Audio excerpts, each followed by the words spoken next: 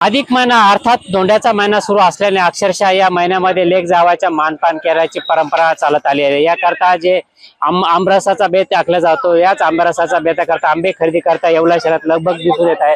आपण बघितलं तर आमरस तसंच मांड्याचा स्वयंपाक करून लेक जावायला तसेच बहिणी व दाजींना याचा परंपरा अखंडितपणे चालू आहे। आपल्यासोबत काही नागरिक आहे, काय सांगाल आंबे खरेदी करताय? हा धोंड्याचा सण हा 3 वर्षातून एकदा येत असतो। त्याच्यासाठी घरी मांडे केलेले आहेत बहिणी दाजीसाठी, आणि त्याच्यासाठी आंबे घेण्यासाठी आलो मी। परंपरा किती भरपूर दिवसापासून परंपरा चालू आहे।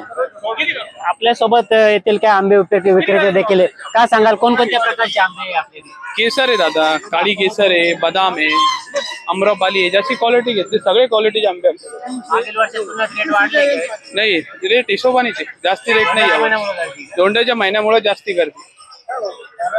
एकूणच बघितलं तर धोंड्याचा महिना चालू असल्याने आंबे खरेदी करण्याकरता येवला शहरातील बाजारपेठेत लगबग झाल्याचं दिसून येत आहे। नरेंद्र बटावजे, महाराष्ट्र न्यूज, येवला।